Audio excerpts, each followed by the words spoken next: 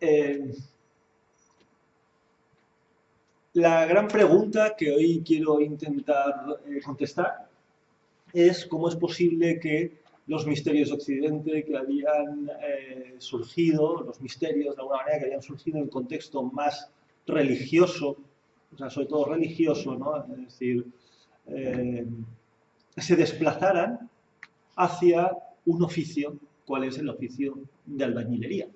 Porque la palabra masón, como sabéis, en francés y en inglés incluso, quiere decir albañil. Eh, claro, la gran pregunta es cómo es posible que un oficio o de un oficio o de las corporaciones vinculadas a un oficio surja una, surjan unos misterios, digamos, ¿no? Unos misterios que permitan el desarrollo espiritual, el desarrollo moral del ser humano, ¿no? ¿Qué pasó? ¿Qué tenían de especial? ¿Qué tenía de especial el oficio de albañilería para derivar en una cosa así?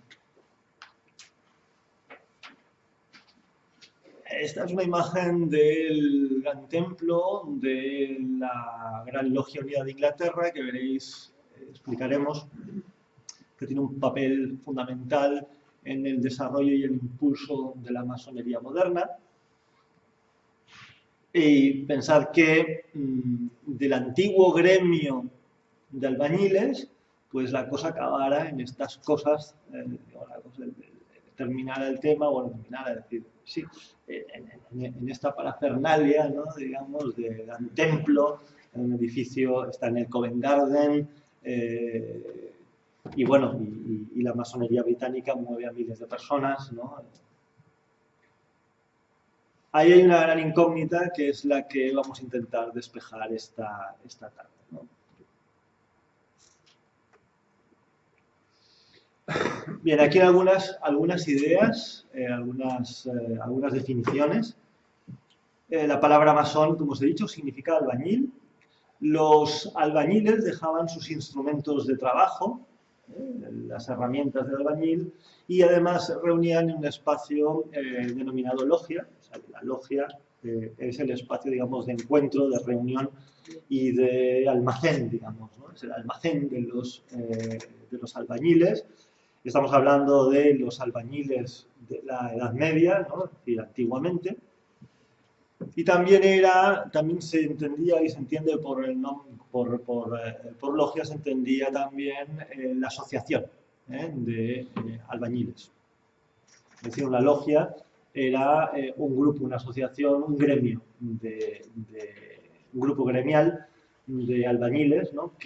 Al que se le encargaban distintos trabajos de construcción de pues bueno, de edificios públicos o privados, ¿no? Es decir, palacios. Normalmente recibían el patrocinio, estos gremios, estas logias recibían el patrocinio o la patente bien del rey o bien de algún noble que pudiera financiar obviamente los trabajos de construcción, ¿no? El maestro de los albañiles dirigía las obras y a menudo era el propio señor feudal o el propio señor que encargaba los trabajos. Los albañiles se consideraban entre ellos compañeros, fellow, y a veces estos maestros, cuando era necesario, el grupo de compañeros, el grupo de albañiles no era suficiente, cogían aprendices a su cargo. Y una cosa que era característica, y de esto ya hablamos el día anterior, los masones tenían una palabra de reconocimiento. Es decir, tenían sus propios fórmulas, digamos, de reconocimiento entre ellos. Además, los gremios, yo todavía esto lo viví, no sé si ahora, cuando eras aceptado en un gremio, yo entré en el gremio, en el colegio de abogados. Bueno, en el colegio de abogados, bueno, ya no se hacía ningún tipo de ritual, pero sí que el decano o algún miembro de la junta del colegio pues recibía a los nuevos colegiados, ¿no? Y bien, no tenía la carga, digamos, ritual ni litúrgica, pero pensamos que en la Edad Media sí que las logias y estos gremios tenían sus propios sacerdotes y tal, que oficiaban algún tipo de ritual, de bendición o lo que fuera, ¿no? Ese era un poco, digamos, el esquema más, digamos, de lo que eran las logias en la Edad Media. La primera logia de este tipo se cuenta que habría sido una logia en la localidad de Kilwinning, en Escocia, y que dataría aproximadamente del siglo XII, y que reunió a masones de distintos lugares de Europa. Esto es cuestionado, pero es cierto que en la Gran Logia de Escocia se reconoció en un momento dado a la Logia de Kilwinning como primera logia por delante de la logia madre, que la logia fundadora, digamos, de la Gran Federación de Logias, que era la logia de Edimburgo.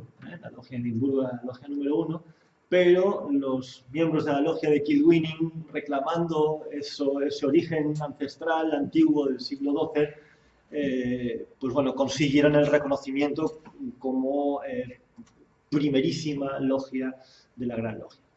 ¿Qué es una Gran Logia? Tal vez esto sí que sería importante apuntarlo. Una Gran Logia no es otra cosa que una federación de logias. Es decir, es así de simple.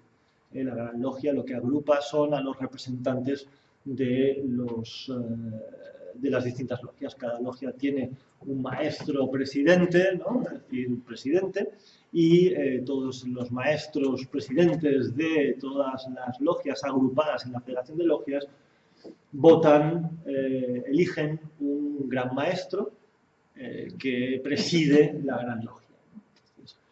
La Gran Logia Unida de Inglaterra es probablemente la primera Gran Logia reconocida, ¿no?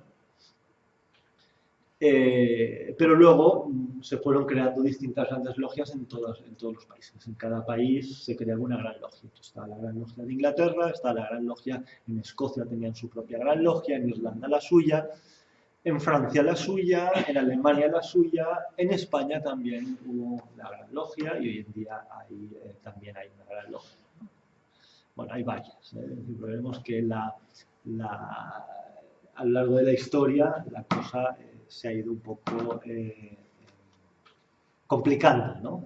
Pero inicialmente, además, era la Gran Logia de Inglaterra, era como un poco la primera Gran Logia que autorizaba a las otras logias, a las logias de otros países, les autorizaba a abrir o a crear una Gran Logia cuando habían como mínimo 3 logias locales, ¿no?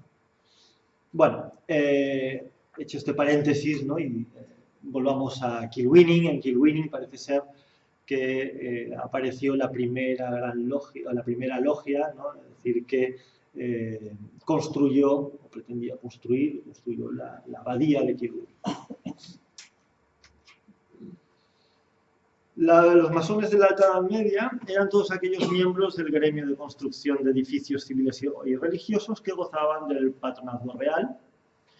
Se denominaban fellows o compañeros porque tenían un mismo reglamento. Y aquí vamos a otro tema importante, que es los reglamentos, que es otra de las cosas características de una logia. Una logia tiene su propio reglamento que regula las relaciones entre sus miembros, ¿no? Los reglamentos, y que, bueno, es decir, es como en el fondo los estatutos, el estatuto de la asociación, ¿vale?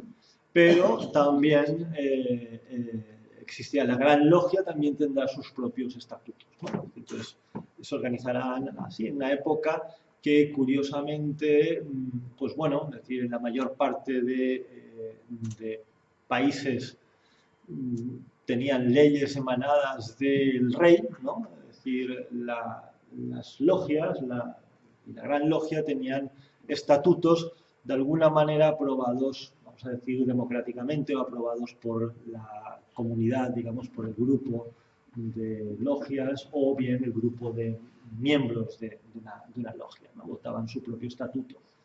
Y este probablemente sea uno de los orígenes también de los gremios, de las asociaciones, del moderno sistema asociativo, ¿no? Es decir, que se inspira bastante en este modelo. Los reglamentos más antiguos, anteriores al 18, son denominados o se conocen con el nombre de Old Churches, que es, bueno, los churches son deberes, los antiguos deberes, ¿no? Los reglamentos de las logias son denominados deberes, churches, y hoy reciben el nombre de Old Churches algunos de los documentos conservados anteriores al siglo XVIII. En estos textos, lo curioso, lo interesante es que en estos textos suele haber, no en todos, pero suele haber en muchos de ellos, una introducción en la que nos explica el origen del oficio, ¿no? Es decir, como en el fondo es los estatutos que regulan un oficio, las relaciones entre digamos, los que practican un oficio, ¿no? Es decir, pues nos explican en los estatutos, en los deberes, en los reglamentos, se nos explica un poco el origen del oficio, y curiosamente en esos estatutos y en estos old churches, en estos antiguos deberes, se nos hablan del oficio de geómetra. ¿Vale? Es decir, se habla del oficio de masón o el oficio de geómetra en términos de identidad, ¿no? Es decir, como términos idénticos, ¿no? Es decir, y eso es lo que de alguna manera llama la atención, ¿no? Es decir, en la Edad Media el oficio de albañil era conocido como el oficio de geómetra, ¿no? Y es interesante en algunos de estos antiguos deberes que nos explican cómo las nobles familias no era un oficio, digamos, para todo el mundo, sino que las nobles familias, algunos de sus hijos, a los cuales pues, supongo yo que no les tocaría el feudo en herencia, pues encontraban, digamos, una salida digna, ¿no? a su vida en el ingreso en una logia y en la práctica del oficio de constructor, ¿no? De albañil. Y en estas logias, bueno, se enseñaba geometría. Y ahora veremos un poco, ya con esto apunto algo de lo que ya hablamos en su momento. ¿Os acordáis que vimos un poco adelante, ya lo volveré a citar, Dante Alighieri, cuando nos hablaba de cómo el alma se elevaba por las distintas regiones celestiales? Cada una de estas regiones estaba asociada con una ciencia, y las ciencias que tradicionalmente en la Edad Media eran 7, las 7 artes liberales, ¿no? Pues bueno, la geometría le correspondía un lugar bastante importante. El documento más antiguo que nos habla precisamente de esta identidad, ¿no? Entre el oficio de geómetra y el oficio de albañil, de masón, es el Poema Regio, el manuscrito de Halliwell, que data del año 1390, bueno, aproximadamente, ¿no? Y con ello entramos en un tema fundamental en el desarrollo de nuestra filosofía moderna. Ya estuvimos viendo, cuando hablamos de los misterios, cómo la filosofía, en gran medida, o sea, los misterios en gran medida eran deudores de la filosofía, y cómo en todos los misterios se incorpora la filosofía. Y la filosofía platónica en particular tenía una especial sensibilidad a las influencias pitagóricas que tenía el platonismo por la matemática. Y los grandes neoplatónicos, los grandes filósofos platónicos fueron además muy aficionados a las matemáticas. Una obra que tiene una importancia capital a lo largo de la historia y a lo largo tiene una importancia capital para el desarrollo, digamos, de nuestro pensamiento occidental, fueron los elementos de Euclides. No solamente por lo que suponen en un avance en una recolección, digamos, ¿no? de teorías, principios matemáticos, sino que además los elementos de Euclides en el marco del desarrollo, o sea, dentro del desarrollo de la filosofía, fueron una obra de referencia. En varias ocasiones encontraremos textos filosóficos que se inspiran en los elementos de Euclides. El más importante es la obra de Spinoza, ¿no? La Ética de Spinoza, que está escrita more geométrico, es decir, en forma geométrica. ¿Por qué? Porque se inspira en los elementos de Euclides. Pero luego también tenemos un texto que fue tremendamente influyente a lo largo de toda la Edad Media, que es el Liber de Causis, que era un libro, un texto que estaba inspirado en una obra más antigua de un filósofo neoplatónico llamado Proclo de Licia, un filósofo neoplatónico de última generación, que escribió precisamente unos elementos de teología, es decir, que intentó explicar las causas y intentó compendiar toda la teología pagana de su época, ¿no? Es decir, intentó concentrar en un libro que se llamaba Elementos de Teología, que estaba ordenado y presentado como inspirado en los elementos de Euclides. Los elementos de geometría de Euclides fueron considerados una obra fundamental en la antigüedad y a lo largo de toda la Edad Media. Y en el manuscrito regio, el manuscrito de Halliwell, se habla de Euclides como el padre del oficio de la masonería, el oficio de geometría. Además es curioso también porque se habla de Euclides como si fuera un cura, es decir, bueno, no sé, supongo que en la antigüedad se pensaba que Euclides era no sé si cristiano, pero por lo menos era cura o era sacerdote. La geometría es el arte de medir la Tierra, o sea, la palabra geometría es metría, de geo, de la Tierra, la medición de la Tierra. Y era la segunda de las disciplinas matemáticas, lo que se conocía con el nombre de quadrivium, que eran las 4 disciplinas matemáticas. La primera y sublime, digamos, era la aritmética, la ciencia de los números. Después de la aritmética venía la geometría, en la que pues, se desarrollaban toda la matemática ya bitridimensional.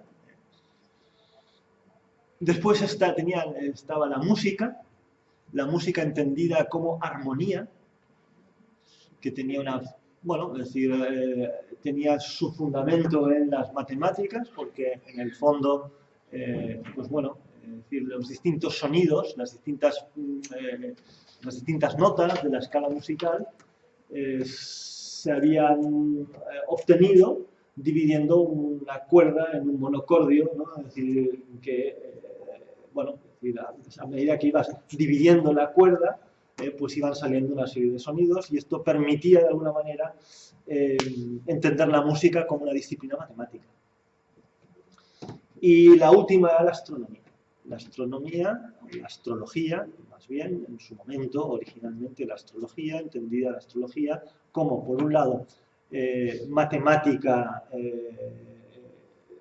para, de alguna manera, matemática para calcular todas las relaciones angulares entre los planetas y demás, ¿no? Y también, bueno, es decir, también la astronomía, bueno, y también había, o sea, la astrología tenía distintas partes, ¿no? Es decir, también había un aspecto, digamos, cosmológico, ¿no? Porque a través de la astronomía podíamos explicar más o menos toda la estructura del universo y las distintas esferas, etcétera, etcétera. Esto ya lo vimos el otro día. Y también tenía una parte predictiva. Es decir, cuando se daban determinadas relaciones entre planetas y los planetas en determinados lugares del zodíaco, Sabéis que todos los planetas circulan por más o menos un espacio, ¿no? Es decir, formado por todas las constelaciones, ¿no? Por las 12 constelaciones, y por ahí circulan más o menos todos los planetas, de manera que, con referencia a las estrellas del zodíaco, podíamos localizar los planetas, saber exactamente dónde se encontraban los planetas. Bueno, total, que toda esta historia astronómica, ¿no? Es decir, de la observación del cielo, salió toda una disciplina matemática que mantuvo y entretuvo a los filósofos durante muchos siglos, ¿no? Es decir, haciendo cálculos y predicciones, ¿no? Estas eran un poco las cuatro grandes disciplinas matemáticas que formaban lo que se conocía con el nombre de cuadrillo.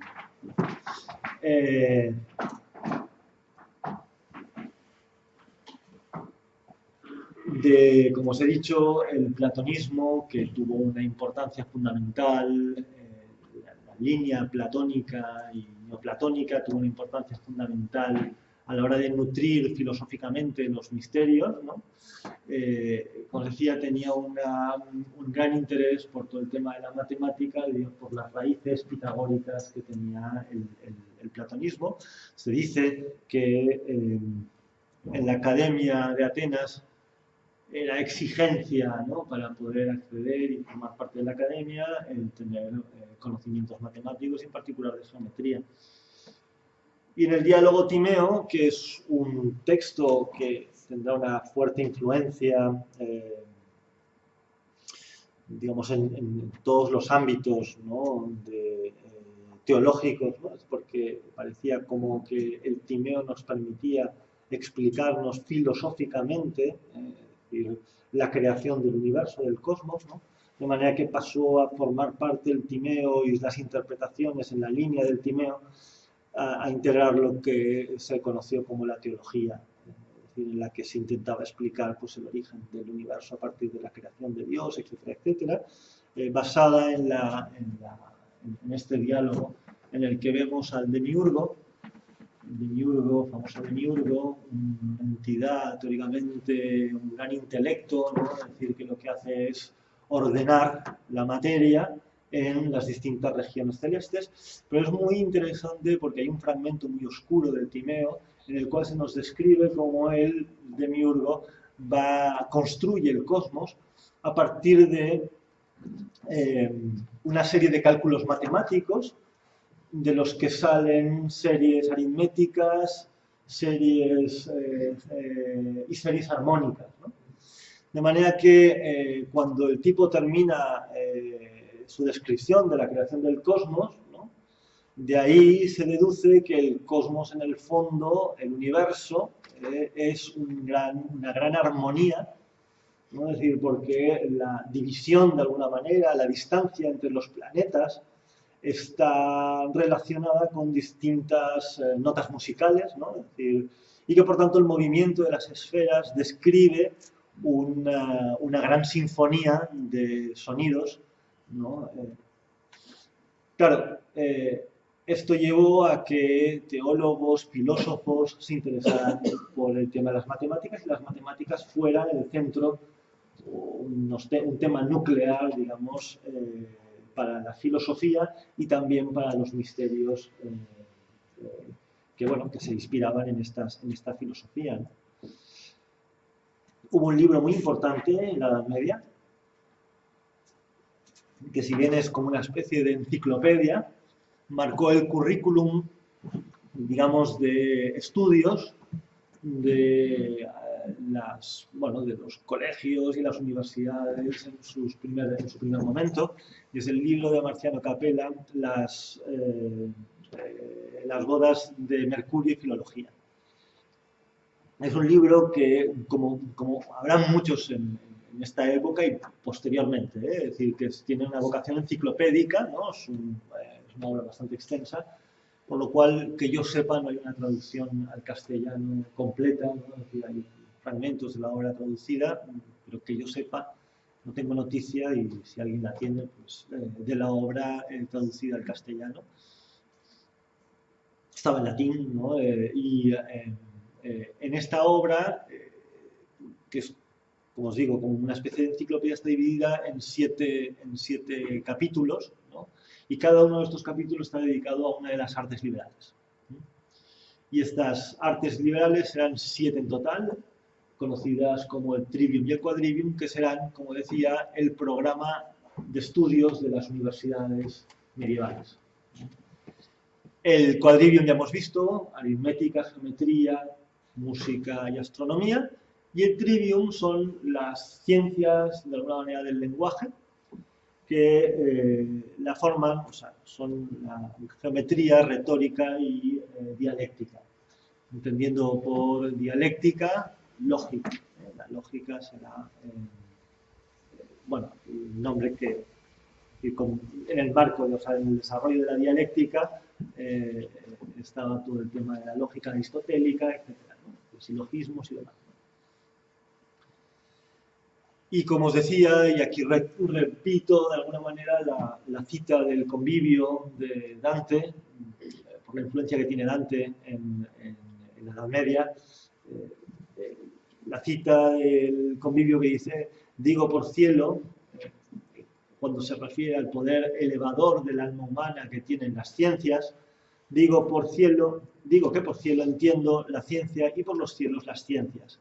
Claro, él se está refiriendo a las distintas esferas planetarias que rodean la Tierra, cada una de estas esferas planetarias relacionada obviamente con un planeta, y como son 7 los planetas, empezaron a hacer analogías, relacionaban cada una de estas esferas planetarias, cada planeta lo relacionaban con una de las artes liberales. Así la Luna le correspondía la gramática, a Mercurio la dialéctica, aquí esto me encaja bastante, Venus la retórica, a Marte la armonía, a Júpiter la geometría, a Saturno la astronomía y al Sol la aritmética. Esta es un poco la visión de Dante de las artes liberales. Como veremos, las artes liberales será un elemento de estudio muy importante para el francmasón. Incluso el francmasón moderno, todavía se habla en el contexto de los rituales y demás masónicos, se habla de estas artes liberales. Bien, los masones operativos, cuando hablamos de masones operativos, nos referimos a los primeros masones, los que efectivamente trabajaban, se dejaban la piel, las uñas, los callos, ¿no? Trabajando la piedra, o sea, los que realmente construían edificios, ¿no? Es decir, los masones operativos más antiguos se localizan en Inglaterra y Escocia, y que tenían sus reglamentos y normalmente algunos pueblos, pueblos o ciudades tenían sus propios gremios de francmasones bajo la tutela de los notables de la ciudad o del pueblo, y eran a los que se les encargaban las obras civiles, ¿no? O religiosas, ¿no? Es decir, construir un palacio, un ayuntamiento o una catedral, una iglesia, lo que fuera. En Escocia fueron importantes familias aristocráticas que se incorporaron en la masonería, y esto sí está más o menos documentado, y se habla de la familia de Sir William Sinclair, el conde de Caithness y barón de Rosslyn, asociada a un edificio bastante curioso que es la famosa iglesia de Rosslyn, del cual aquí tenéis una fotografía. Tú estuviste, ¿no? Sí, sí. Interesante. Bueno, la particularidad de este edificio es que tiene algunos elementos que dan a entender que aquel edificio no solamente era un edificio para la liturgia cristiana, para lo que fuera, sino que además ahí o bien se hacían otras cosas, o bien se quiso dar a entender en los motivos ornamentales que allí se conocían ciertos ritos y ciertas historias esotéricas, ¿no? Relacionadas con la masonería. Las antiguas logias operativas estaban formadas por un único maestro. En realidad el maestro de la logia era uno, ¿no? Y además estaba asistido por vigilantes, ¿no? Que estos vigilantes la ayudaban de alguna manera a gobernar la logia, ¿no? Y cuando era necesario, el maestro tomaba bajo su cargo aprendices que normalmente el periodo de aprendizaje duraba 7 años. Pero claro, si había que construir, preferiblemente hoy en día el grado de aprendiz o el tiempo que los aprendices son aprendices en una logia es bastante más corto, ¿no? Es decir, pero porque en todas las cosas no tienen que construir nada, sino estaría bien que alargaran un poco el tiempo de instrucción, ¿no? Bueno. Bien, los masones operativos, como os digo, son los que están relacionados con las logias más antiguas, las logias que construían edificios, pero a partir del 17 empezamos a encontrar un fenómeno que determinará un cambio de rumbo en la masonería hacia,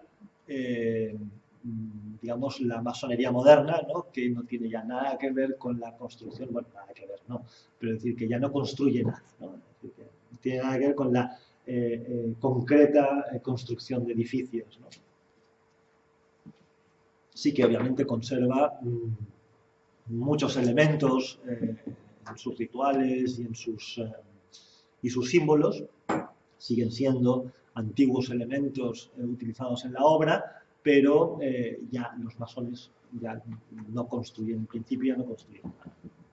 Hoy en día pues hay que estar colegio de arquitectos, bueno. Bien, pues este fenómeno es el de, conocido con el nombre de los Free and Accepted Masons, los masones libres y aceptados, ¿no? Que aparecen en torno al siglo XVII y que son personajes ajenos al oficio, ya no son, bueno, es decir, personas que se dediquen al oficio de la geometría, al oficio de la masonería, pero sin embargo forman parte, son miembros de las logias. Tenemos noticia fundamentalmente o principalmente de dos de ellos en el siglo XVII. Serían los masones conocidos, más antiguos de la historia.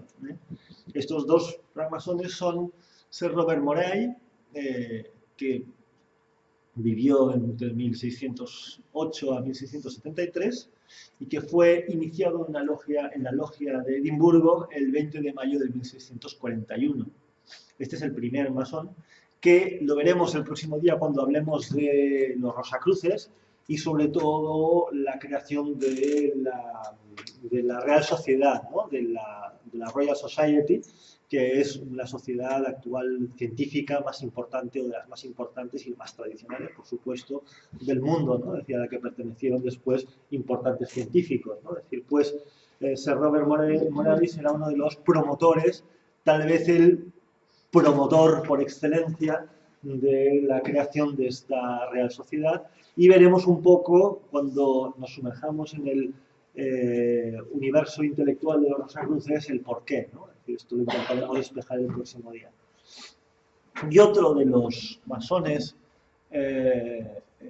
digamos, conocidos, será Elias Ashmole, conocido por los que habéis visitado Oxford por su museo, el Ashmolean Museo. Era una colección de un anticuario que dejó una importante colección de antigüedades y actualmente todavía existe en Inglaterra. En Inglaterra es difícil que nada se pierda porque lo conservan todo, ¿no? Son conservadores por excelencia, ¿no?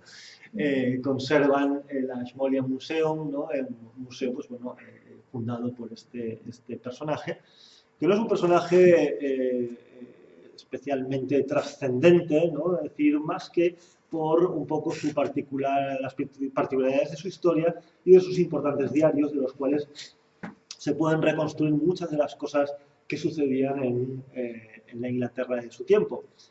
Y leyendo libros y buscando un poco, ¿no? Encontré algún libro que comentaba los diarios de Elias Ashmole, y Elias Ashmole, tanto Robert Moray como Elias Ashmole fueron partidarios de la causa monárquica en el gran conflicto que hubo en Inglaterra en el 17, que le costó la cabeza al rey Carlos I y que acabó con el protectorado de Oliver Cromwell. Él, fue partidario, tanto Ashmole como como el Morey fueron partidarios del bando realista, digamos, de los Estuardo. Y Ashmole explica en sus diarios que lo pasó muy mal. En la época de Cromwell, él tuvo muchos problemas económicos y tal, porque parece ser que muchos realistas monárquicos, fueron apartados de la vida social, pública, tal, entonces el tipo contaba que buscaba alguna viuda para casarse y salir de su mala fortuna, ¿no? Que supongo yo que debía ser una manera muy típica en la época, ¿no? De mejorar la fortuna, y contaba que no tenía suerte en esa empresa, ¿no? Y entonces, curiosamente, surge el dato de su iniciación en el año 1646 en una logia en Warrington, en el condado de Lancashire. Y a partir de aquí, de 1646, el tipo parece que empieza a venir a mejor fortuna, se traslada a Londres y en Londres toma contacto con importantes personajes de la vida intelectual, política y social de Londres. O sea, es decir, claro, el autor que comentaba todos estos detalles y hacía análisis, ¿no? Es decir, se preguntaba si la masonería hubiera podido ser, de alguna manera, el medio que habría encontrado Ashmole para poder introducirse en ciertos círculos. Pero claro, eso supondría que en el 17 habría una masonería ya muy establecida y muy bien organizada en Inglaterra y Escocia. En Escocia veremos que sí, ¿no? Es decir, en Escocia sí que está bien asentada, pero en Inglaterra parece que también. Más masones conocidos. Un masón importante que también estuvo en la creación de la Royal Society, aunque de este masón, de este personaje, Sir Christopher Wren, que es digamos, el arquitecto por excelencia de la Inglaterra del 17, sabemos que es masón, o suponemos que es masón por referencias, no porque él mismo, como comentaban estos dos personajes anteriores, lo dijeran de sí mismo, sino que se habla de ellos como masones, pero en documentos posteriores, ¿no? Sabéis que en el 1666 hubo un gran incendio en la ciudad de Londres y a Sir Christopher Wren le encargan, que era arquitecto, le encargan parte de la reconstrucción de los edificios de Londres, y se le conoce particularmente por la construcción de la Catedral de San Paul, St. Paul's Cathedral, ¿no? la Catedral de San Pablo, en Londres. Es un edificio, bueno, que él fue el arquitecto, el diseñador, ¿no? Pues bien, se dice de él que fue miembro de una logia de San Pablo, que en el siglo XVII podremos localizar. Efectivamente, había en el distrito de San Pablo había una logia de la que dicen que pudo ser miembro, y en documentos masónicos posteriores nos dicen que fue gran maestro de los masones ingleses, pero que en 1702, tras la subida al trono de la reina Ana Estuardo, Christopher Wren deja de ser gran maestro sin que nadie le sustituya, y que la gran logia de Inglaterra antigua, digamos, de masones constructores, habría entrado en decadencia. Un año después, en 1703, la logia de San Pablo adopta un acuerdo que ya veremos en las constituciones de Anderson, que es el reglamento, digamos, el primer reglamento de la época moderna, de la masonería moderna, las constituciones de Anderson de 1723, parece ser que recogen un acuerdo que se atribuye a esta logia de San Pablo, que dice que los privilegios de la masonería no serán, en lo sucesivo, patrimonio exclusivo de los masones constructores. Cualquier otra persona de cualquier otra profesión tendrá derecho a optar a esos privilegios siempre que sea regularmente aprobado e iniciado en la orden. Lo cual parece que aquí, en 1703, ya hay un viraje de la masonería hacia una masonería especulativa, una masonería de masones aceptados, y no tanto de masones operativos, masones constructores de edificios. Las logias escocesas e inglesas del siglo XVII eran leales a los Estuardo y corrieron la misma suerte que ellos. Bueno, aquí quisiera introducir, que esto lo desarrollaremos más en la sesión que abordaremos el tema del rito escocés, ¿no? Y del escocesismo y los templarios, porque en ese ámbito me gustaría mostrar cómo la masonería también es fruto de los acontecimientos políticos de su época, ¿no? Y sabéis que el siglo XVII es un siglo muy convulso en toda Europa, ¿no? Y en Inglaterra también. Tenemos la caída a principios del siglo XVII, la caída de la monarquía Estuardo, que era la monarquía que sucede a la casa Tudor, a las casas tradicionales inglesas. Sabéis que los Estuardo eran originarios de Escocia y reyes escoceses, ¿no? Es decir, y la casa Estuardo, bueno, es decir, decae. Tenemos el protectorado del Parlamento en la época de Cromwell y una restauración de la monarquía estuardista a finales del XVII, ¿no?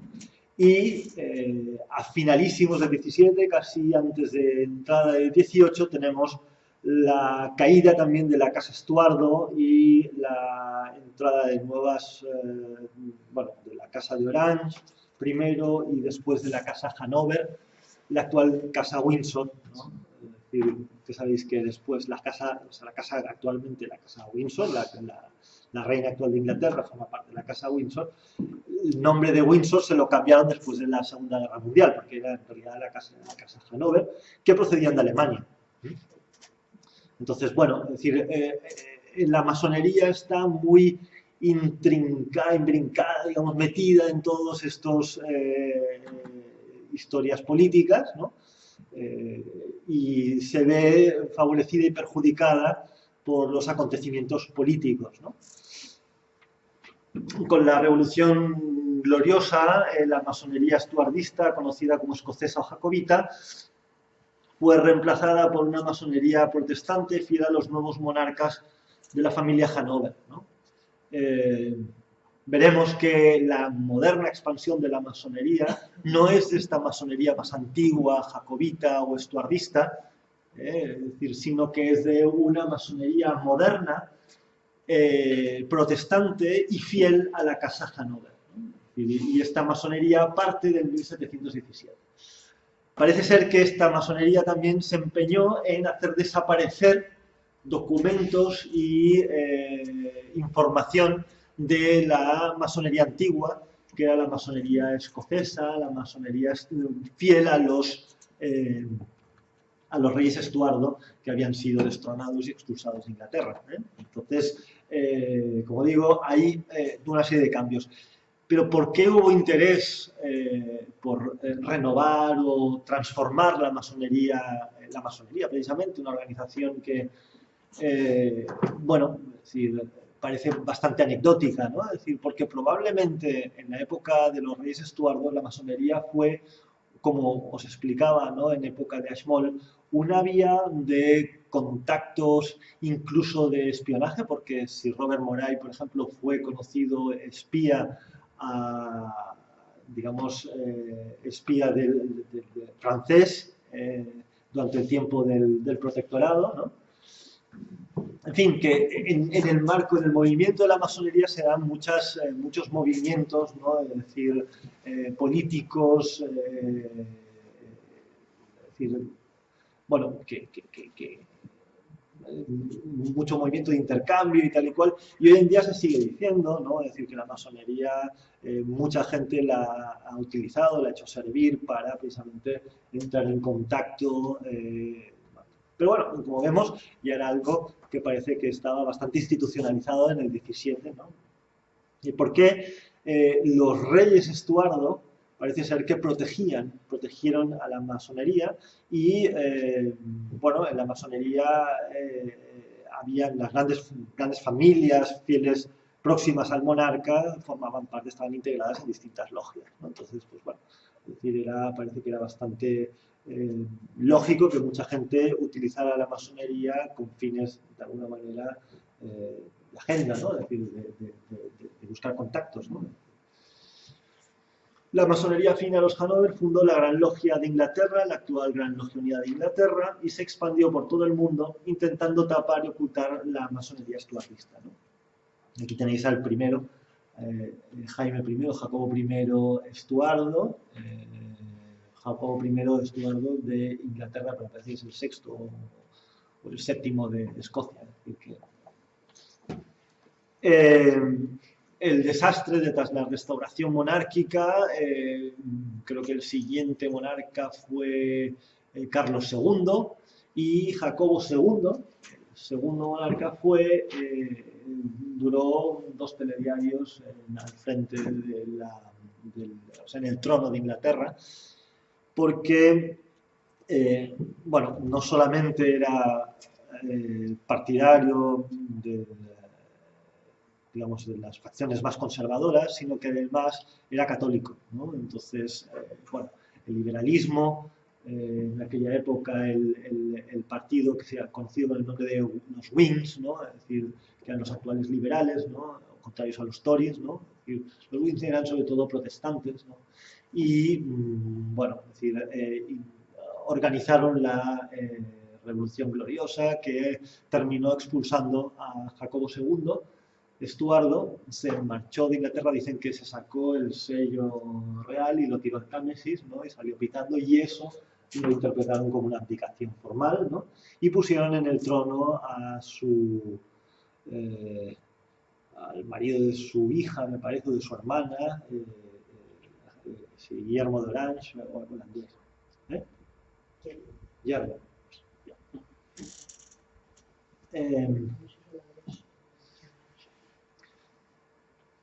El su yerno, sí, está aquí. Bien, esto lo veremos con más detalle el próximo día. Está lleno de... Esto es un capítulo bastante interesante de la historia de la masonería, que hace que, claro, Guillermo II de Orange, Jacobo II Estuardo se traslada a Francia. Sabéis que los escoceses siempre tuvieron muy buena acogida en Francia, supongo porque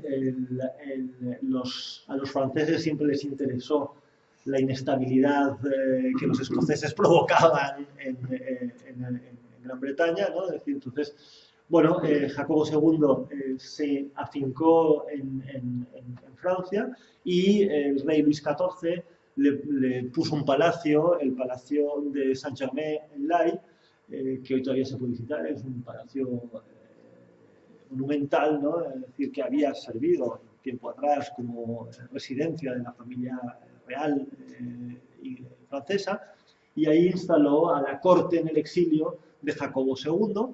Y claro, Jacobo II, entre otras cosas, aparte de todos sus militares, acólitos, aristócratas que se vinieron con él, ¿no? Es decir, también se vinieron los masones. Entonces, en la época en la que Jacobo II se estaba afincado en Francia, la aparición de las primeras logias francesas, ¿no? Que tenían obviamente la afiliación esta escocesa y próxima al jacobismo, ¿no? Es decir, todo esto lo veremos, como os decía, en la conferencia sobre el tema escocés, pero eso sí tendrá un peso muy importante en el desarrollo de todo el templarismo y todos los altos grados de la masonería escocesa.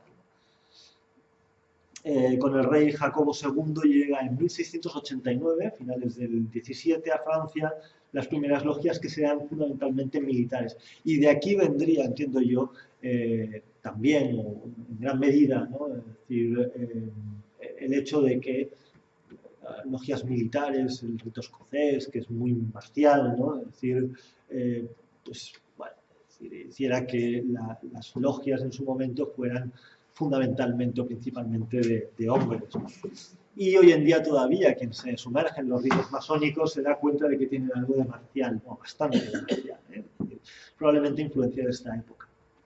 En 1601 muere Jacobo II, los jacobitas tomarán partido por su hijo, Jacobo Francisco Eduardo Estuardo, conocido como el viejo pretendiente, y su hijo, después, su hijo Carlos Eduardo Estuardo, conocido con el nombre del Bonnie Prince Charlie, que hay una canción muy bonita, por ahí, que se llama... ¿cómo se llama? Charlie... Bueno, no sé. La pondré a ver si me acuerdo y la pongo el próximo día. En 1715 sabéis que hubo un alzamiento muy importante de los escoceses en Escocia, intentando restituir la monarquía estuardo.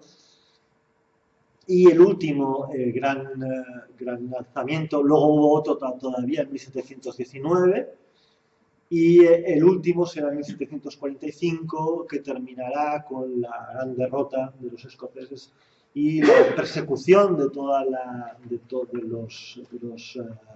las tradiciones y de todos los Highlands, ¿no? Es decir, que fueron los que apoyaron en 1745, apoyaron al rey Estuardo, al bonnie Prince Charlie, que tuvo que huir de Inglaterra y tal, ¿no? Perdón, de Escocia, ¿no? Es decir, bueno, en 1746 empieza una represión tremenda en Escocia, ¿no? Es decir, de la cultura, de las tradiciones, se prohíben muchas de las tradiciones típicas escocesas y vino a agravar un poco el conflicto escocés, ¿no? En toda esta parte, digamos, que es política, historia política, tiene una importancia capital en el desarrollo de la masonería. Precisamente porque será en 1715 la primera reunión de las 4 logias londinenses que fundarán la Gran Logia Unida de Inglaterra, que en 1723 se dará un reglamento, en fin, y que será la moderna masonería. No es casual que sea en 1715, justo después del alzamiento jacobita, porque, bueno, parece ser que efectivamente eso abunda en la idea de que se quiso crear una nueva masonería partidaria de la nueva Casa Real, los Hannover. Pero claro, era un problema serio porque el primer monarca Hannover no hablaba prácticamente inglés, hablaba alemán, o sea que el tipo no las tenía todas, ¿no? Entonces, claro, los jacobitas, o sea, los reyes Estuardo, que eran originarios de Inglaterra, habían sido casa reinante durante bastante tiempo y demás, tenían una pretensión mucho más legítima al trono de Inglaterra, ¿no? Entonces, bien, era importante renovar las instituciones y entre ellas algo que debió ser tan importante en la vida política y social como era la masonería. Data de 1715, como digo, el primer encuentro en la Taberna del Manzano de 4 logias londinenses, que las logias en aquella época se reunían en tabernas, ¿no? Como buenos ingleses. Como buenos ingleses, ¿no? ¿No? Y todavía se conservan brindis y cosas de esa época, ¿no? Es decir, de hecho, después de una tenida masónica hay un agape ritual que no siempre, pero a veces acaba con un brindis específico masónico, ¿no? Es decir, y probablemente vendría de esta época, ¿no? Es decir, de la época en que los masones se reunían en tabernas, ¿no? Y se crea una masonería, como decía, real al rey Jorge I de la Casa Hannover. Estas 4 logias son la logia de San Paul, del distrito de la Catedral de San Pablo, donde estaba la Catedral de San Pablo, que se reunía en la famosa taberna del Ganso y la Parrilla. La logia que se reunía en la Taberna de la Corona, en Parkers Lane, la logia que se reunía en la Taberna del Manzano, en Charles Street, en Covent Garden. Actualmente la Gran Logia Unida de Inglaterra se encuentra en Covent Garden. Y la logia de la taberna, del Rammer and Graves, en Channel Row, en Westminster, ¿vale? Uno se va sumergiendo, digamos, en la vida londinense, ¿no? Fundan la Gran Logia de Londres y Westminster, que será el primer nombre que recibirá esta primera Gran Logia que agrupa estas 4 pequeñas logias, ¿no? Estas 4 logias londinenses, ¿no? Y en esta primera reunión se fija una fecha para una asamblea anual y para elegir a un gran maestro, es decir, de la federación, de la Gran Logia. El día fijado será el día de San Juan de 1717, tercer año del reinado de Jorge I, y ahí tuvo lugar la primera asamblea de los francmasones, Free and Accepted Masons, ¿no? Libres y aceptados, y que fue en esta taberna, ¿no? Es decir, del ganso y la parrilla. Estaría bien organizar una visita, un tour por el Londres masónico, ¿no? Creo que se puede visitar. Después de la cena, el decano de los maestros masones, presidente en funciones, propone una lista de candidatos y la mayoría escoge a Anthony Sayer, que creo, si no recuerdo mal, no es un personaje muy apreciado, digamos, por la masonería. Después, parece que no fue un gran maestro. Como primer gran maestro de los francmasones, después el siguiente, el sucesor, 2 años más tarde, se propone que cada 2 años se renovará el cargo de gran maestro de la Gran Logia de Londres y Westminster, será George Paine. Y en esta masonería empezarán a entrar personajes ya de una relevancia, digamos, intelectual importante, y uno de ellos es Jean-Théophile de Saint-Gullier, un francés afincado en Inglaterra, clérigo anglicano, filósofo natural, miembro de la Royal Society y divulgador de las teorías de Isaac Newton. Fue un gran colaborador de Isaac Newton. Pues bien, este personaje, que tuvo una importancia destacable, ¿no? en la historia de la física moderna, también la tuvo en la historia de la francmasonería, el desarrollo de la francmasonería especulativa. Junto con el pastor James Anderson redactaron las nuevas constituciones de la Gran Logia de Londres y Westminster, un nuevo reglamento que se publicaron en 1723 bajo la maestría del duque de Wharton. Aquí ya vemos que importantes personajes de la aristocracia británica empiezan a integrar, a formar parte de la masonería. Las constituciones de Anderson es un documento capital todavía vigente al que se remiten todas las logias y las grandes logias de la masonería moderna. Están redactadas por estos personajes, James Anderson y de Saint-Gullier, y también tienen un poco, se inspiraron en las Old Churches, en los antiguos deberes, incluyendo una historia.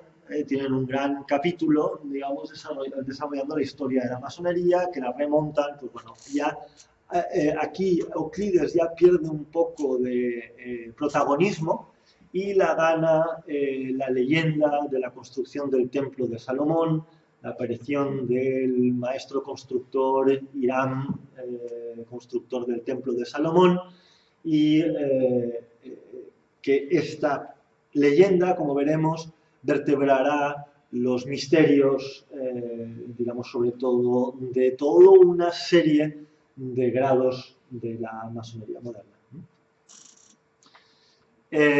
Los francmasones se ponen, los reglamentos de Anderson han de creer en Dios, el sublime arquitecto de los mundos, han de observar normas fraternales entre ellos y ser respetuosos con el orden político y social.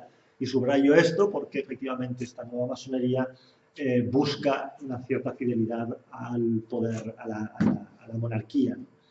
Las nuevas constituciones tienen una influencia claramente protestante y partidarias de un nuevo orden político, alejando del catolicismo jacobita. Ya se ve en estas constituciones una influencia protestante clara. Ya no hay alusiones a la Iglesia católica como había en los antiguos deberes. También se resta importancia a Euclides, bueno, esto ya lo comenté, ¿no? Y se da importancia a la construcción del templo de Salomón. Un momento, si tiras para atrás, al final de todo pone en el año de la masonería 1723, año Domini 1700. O sea, 1500, o sea, 5700. ¿Cuál es el punto de partida? ¿Cuál es el punto de partida? O sea, el año Domini. No, el templo de el año Domini, pero fíjate, Years of Masonry, o sea, es decir, la masonería tiene su propio calendario. Sí, por eso, Y por el eso me calendario llama se remonta a la construcción del templo. templo. Sí, ¿vale? Entonces, claro, se suma unos cuantos años. Sí. No, La Gran Logia de Londres y Westminster se convertirá más tarde en la Gran Logia de Inglaterra o la actual Gran Logia Unida de Inglaterra. Esta Gran Logia será la que otorgará las patentes de fundación a otras grandes logias, como se explicaba, de otros países donde no había grandes logias. Y la Gran Logia tiene jurisdicción, curiosamente, sobre los 3 grados simbólicos, o los 3 grados principales de la masonería, que son los tradicionales de aprendiz, compañero y maestro, que veíamos que estaba organizado el oficio de albañilería.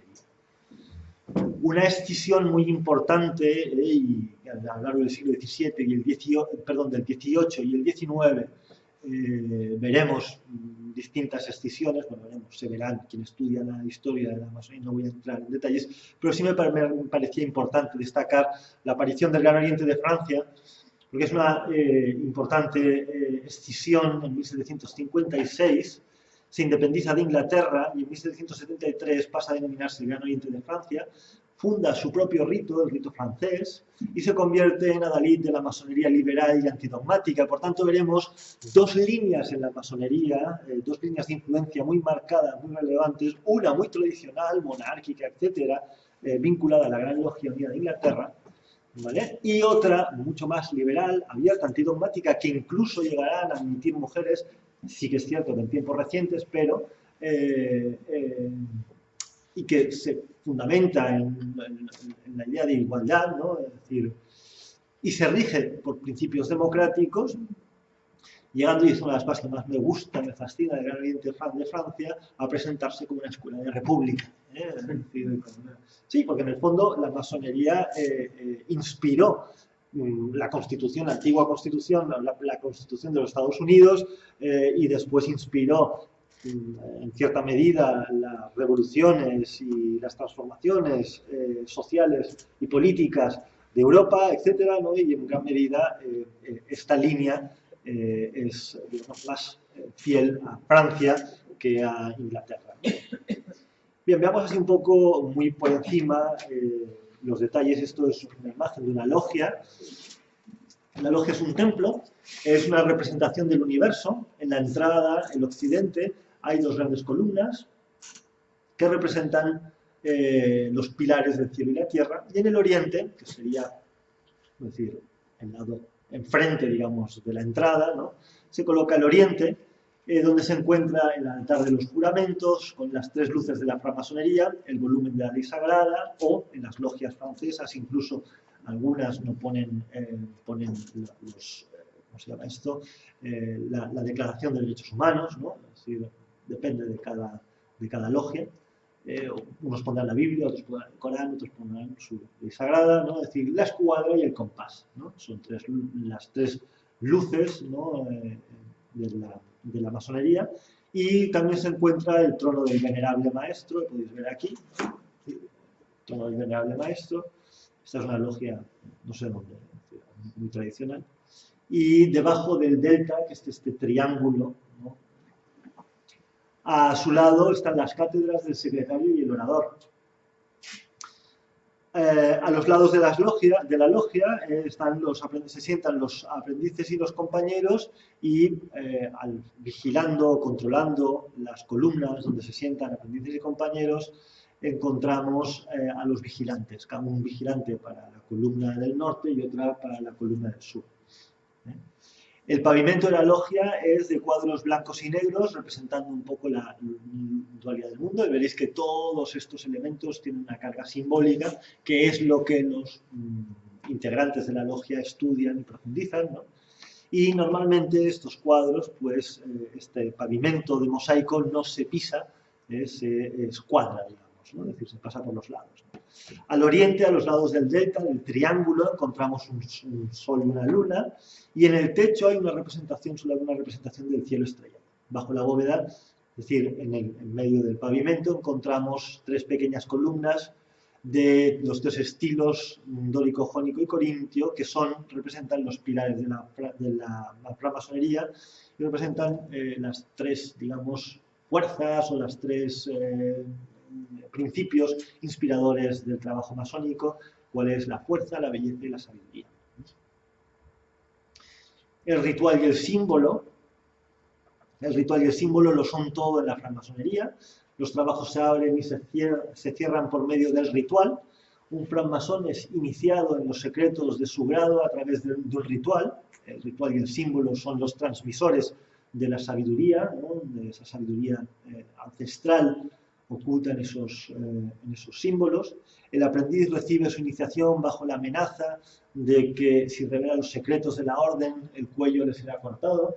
Pero bueno, esta cosa que es un poco aparatosa y es un poco brutal, ¿no? Es decir, tiene mucho sentido, y lo veremos en las antiguas logias militares, donde en la logia se discutían temas militares, ¿no? Y por tanto esa amenaza no era baladí, o sea, era importante asegurar el secreto de todo lo que se escuchaba en una logia, y no solamente por eso, sino, como ya vimos, los misterios normalmente se desarrollaban en el marco de la discreción y el secreto, y por tanto también en ese sentido es importante guardar el secreto, la discreción de toda la sabiduría y el conocimiento que se transmite dentro de la logia. El ritual comporta la reflexión en una cámara oscura, donde se redactará su testamento iniciático. Por tanto, todo el ritual tiene mucho que ver con la muerte y el renacimiento, ¿no? La muerte en la ignorancia, el renacimiento en el conocimiento y la sabiduría, ¿no? La muerte en las costumbres, digamos, vastas, ¿no? Es decir, y el refinamiento moral, ¿no?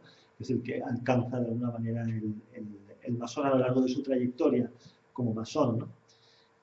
Y termina, al terminar la iniciación les ha entregado un mandil blanco, símbolo del desconocimiento de la verdadera sabiduría, y después permanecerá un largo periodo estudiando y aprendiendo silenciosamente lo que recibió en su iniciación a través del ritual y el símbolo.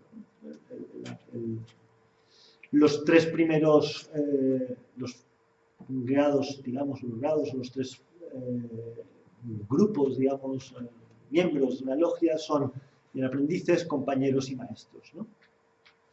De todo esto ya hemos hablado, ¿no?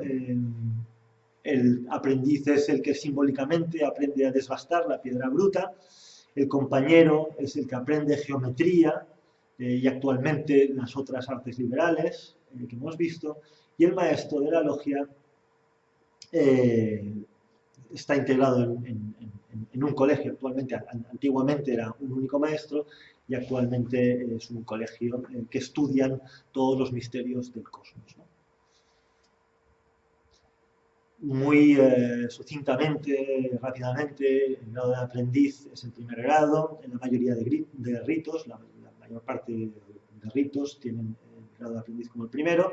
Se adquiere siempre por iniciación, el primer grado de la logia simbólica, y se atribuye su creación a aquel personaje, Elías Ashmole, porque tiene bastantes elementos que aparentemente proceden de la alquimia, ¿no? Es decir, en la cámara de reflexión vemos referencias alquímicas al vitriol, una frase que significa visita el interior de la tierra y rectificando encontrarás la piedra oculta. El ritual de iniciación es una muerte simbólica donde la cámara de reflexión es la tumba y el profano abandona los 4 elementos que le unían al mundo: la tierra, el agua, el aire y el fuego, ¿no? Todo eso es renovado. Y todo eso, de alguna manera, encajaría en todos aquellos misterios tradicionales que, si os acordáis, cuando hablamos de los misterios, en los misterios lo que sucedía era que preparaban para el viaje que se producía después de la muerte. Entonces tú perdías lo que te unía a la Tierra y liberabas tu alma para recorrer los distintos dominios del universo, del cosmos, ¿no? Es decir, es ahora, en el momento de la iniciación en el grado de aprendiz, cuando uno muere, simbólicamente, obviamente, ¿no? Es decir, a todo aquello que le unía a la Tierra. La logia de aprendices tiene más o menos esta estructura. En la logia de aprendices aparecen ciertos elementos simbólicos, como es la piedra bruta, la escuadra sobre el compás. Algunos elementos nos permiten identificar estos son algunos elementos que nos permiten identificar, como si, o sea, es decir, la piedra bruta, cuando uno entra en una logia donde hay una piedra bruta y donde el compás está debajo de la escuadra, es así, vemos que estamos en una cámara de aprendices, ¿no? Es decir, hay toda una serie de elementos que nos indican que vamos a trabajar en el grado de aprendiz. Y bueno, y existe un colegio de oficiales que son los que escenifican los misterios dentro de la logia. Este colegio de oficiales son el venerable maestro, que es el presidente de la logia, asistido de un secretario y de un orador que se sientan en el oriente. El oriente estaría allá arriba, ahí el venerable, ahí el orador, ahí el secretario, ¿no? Aquí en el occidente encontramos los asientos de los dos vigilantes que controlan sus columnas, ¿no? Que vigilan sus columnas. En el norte y en el sur se sienta el experto, el maestro de ceremonias, el tesorero y el hospitalario. Como veis, muchos cargos para escenificar, llevar a cabo, digamos, todos los rituales, ¿no? Es decir, cada uno de estos escenifica o ejecuta una función dentro del desarrollo ritual, ¿no? del ritual, ¿no? del ritual del misterio. Y a la puerta siempre se sitúa un guardatemplo que con su espada impide la entrada de los profanos y mantiene protegida la logia y la discreción, digamos, del trabajo masónico. También hay un maestro de armonías y un maestro de banquete. Este es todo el cuadro de oficiales, que cada uno tiene un símbolo distintivo. Los compañeros son el segundo grado simbólico.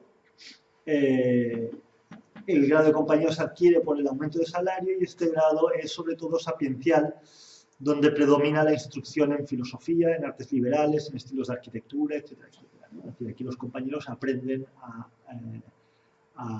el oficio, ¿no? Es decir, el primer grado, es una referencia, una cita de Talfontaine, el primer grado es esencialmente moral y emocional, el segundo es más mental, ¿no? Es decir, el primer grado es un llamamiento a los sentidos, el segundo es una exhortación a la mente. El primero inculca la virtud, el segundo prescribe ciencia. Uno habla al corazón, el otro a la cabeza. El primero aconseja la pureza y la inocencia, el segundo encomienda el estudio minucioso y la observación de los misterios ocultos que atesora la naturaleza y las ciencias, ¿no? Este sería un poco el sentido, ¿no? Y en este grado es importante este símbolo que ya vimos un poco cuando hablábamos de la palabra del misterio, la palabra sagrada, es decir, como grado gnóstico que es, ¿no? Hablábamos de la gnosis, ¿no? Del conocimiento y cómo esta estrella de llamas representa de alguna manera el alma inflamada por el conocimiento, ¿no? Representa al fuego del espíritu humano inflamado por la ciencia, por el conocimiento y por la gnosis. Este es el sentido del grado de compañero, el fuego del conocimiento, el ser humano se convierte en un genio, un daimón de fuego. Por eso quería, en la conferencia posterior, entraremos un poco en toda la teoría del genio, ¿no? Y cómo influyó la masonería en la concepción del genio, porque vemos en muchas obras de arte, sobre todo obras de arte, incluso óperas literarias, etcétera, ¿no? Es decir, la imagen del genio, ¿no? Es decir, que se representa por esta estrella flamígera, ¿no? Además de que forma parte, digamos, de la historia de nuestra filosofía, siempre ha habido todo el tema del daimón, del genio, ¿no? Es decir, como aquello que inflamaba el alma y le permitía volar, atravesar las regiones celestiales, ¿no? Bien, el maestro es el tercer y último grado simbólico, es un grado, vamos a decir, macabro. La muerte está presente en todos sus detalles, es el primer grado en el que se trata la leyenda del templo, que ahora veremos un poco, ¿no? Es decir, esta es un poco la imagen, el panorama macabro de la logia en grado de maestros, donde se escenifica la muerte y la resurrección. Ya es, o sea, si bien tiene mucho elemento, digamos, relativo a la muerte, también tiene, digamos, elementos muy claramente relativos a un renacimiento como renacimiento en sabiduría como un Hiram, como un miembro de la orden. ¿No? A pesar de que el trabajo en la logia simbólica puede sintetizarse en la búsqueda de la luz, de la iluminación, el de maestro es un lado eminentemente sombrío, determinado por una emblemática fúnebre. Esto se debe a que en todo su ritual y simbolismo se alza la presencia de la muerte como compañera ineludible de la vida del hombre. El maestro muere para renacer en la forma de Hiram Abiff, el maestro sublime y primordial, el arquetipo del maestro masón. Bien, y lo que se desarrolla, o lo que se empieza a desarrollar en el tercer grado, en el grado de maestro, es la leyenda del templo, que voy a explicar y con esto ya acabo. La leyenda del templo narra la construcción del primer templo de Jerusalén por parte del rey Salomón, que el rey Salomón tradicionalmente era la encarnación, el personaje que encarnaba la sabiduría, porque le había sido revelado por Dios, entre otras cosas, también el conocimiento de cómo debían ser las proporciones, etc. ¿no? Es decir, el lugar donde la presencia divina tenía que habitar. ¿no? Está desarrollada a partir del relato, o sea, la leyenda del templo se desarrolla a partir del relato del primer libro de los Reyes, capítulos 5 a 7, donde se narra cómo Salomón construyó el templo, para lo cual pidió al rey Hiram de Tiro hombres, materia prima, madera de cedro y de ciprés. Curiosamente, todo el templo estaba construido en madera, si bien luego revestida de oro, etcétera, etcétera, pero todo era madera. Salomón edifica el templo con 3 plantas, ¿no? Y de aquí también el simbolismo, digamos, de los 3 grados, que cada uno trabajaría en una cámara distinta del templo. El personaje central de la historia es Hiram Abiff, del que se da cuenta en el primer libro de los Reyes, capítulo 7. Dice así: el rey Salomón pidió a un hombre llamado Hiram Abiff que viniera desde Tiro, y aquí ya empiezan las cosas curiosas, ¿no? Era hijo de una viuda de la tribu de Neftalí, todos los masones se reconocerán hijos de la viuda, y su padre había sido artesano del bronce en Tiro. Hiram Abiff tenía mucha habilidad y talento para hacer todo tipo de trabajo en bronce, y aceptó ir para hacer toda la obra de metal para el rey Salomón. De hecho, en el libro de los Reyes no es un constructor, sino que es un fundidor de metales. Es decir, es más un alquimista que un arquitecto, que un masón, digamos, propiamente, ¿no? Pero bueno, se le atribuye a él la construcción de las 2 grandes columnas de bronce que adornan las puertas de un templo masónico, y el mar de bronce que se encontraba a las afueras, ¿no? Era una pila donde los sacerdotes se purificaban antes de entrar en el templo, además de toda una serie de elementos. La leyenda masónica da más detalles sobre la historia de este personaje, y al terminar su trabajo ya nos cuenta, y aquí ya entra lo que es la parte, digamos, masónica de la leyenda. Nos explica que al terminar su trabajo, un día el maestro sale, cuando se dispone a salir del templo, es interpelado por varios compañeros, por 3 compañeros, que quieren que les dé la palabra secreta de los maestros. Cuando Hiram Abiff se niega, esto ya forma parte de la leyenda del templo, esto ya no está en la Biblia, ¿no? Es decir, le dieron, cuando Hiram Abiff se niega a darle la palabra, porque no los considera preparados estos compañeros para transmitirles la palabra secreta de los maestros, le dieron muerte en el templo, con una regla, una escuadra y un martillo, ante las 3 puertas, digamos, de salida del templo. Y esto es lo que se escenifica un poco en el ritual de exaltación al maestro. Los compañeros enterraron el cadáver del maestro bajo una acacia, otro de los elementos simbólicos muy importantes de la masonería. Cuando los maestros, que una acacia que además, bueno, es decir, se ve en muchos sitios, ¿no? Es decir, paseos de acacias, y la acacia es un elemento, digamos, una señal de reconocimiento, ¿no? de que por ahí han pasado masones, ¿no? Cuando los maestros intentaron llevar el cuerpo, la carne del cuerpo se desprendía de los huesos, ¿no? Y aquí saldrán todos los elementos simbólicos muy importantes. El rey Hiram y el rey Salomón, el rey de Tiro y el rey de Israel, dieron sepultura al maestro y designaron a otro a otro maestro, a Don Hiram, como su sucesor. Cuando el rey de Tiro fue a Jerusalén para los funerales, descubrió que las ciudades que Salomón le había dado a cambio de trabajadores y de material estaban todas en estado ruinoso. El rey Hiram se enfadó mucho, muy furioso, fue a pedir explicaciones al rey Salomón. Todo esto forma parte de la leyenda masónica. Uno de los maestros que vio como el rey Hiram estaba furioso, fue a observar, a ver qué hacía el rey Hiram y a proteger a su rey Salomón, espiándolo, ¿no? Es decir, y fue descubierto, ¿no? Y entonces la lealtad de este maestro fue recompensada con el título de secretario íntimo o maestro por curiosidad, por curiosidad, que es otro de los grados escoceses, ¿no? Es decir, que desarrollan esta leyenda. Otros de los, parte de la narración, que es una narración que se desarrolla a lo largo de 12 grados, nos cuenta que tras el funeral de Hiram Aviv, Salomón quiso vengar la muerte de su querido arquitecto y designó 9 maestros para que fueran a buscar a los asesinos.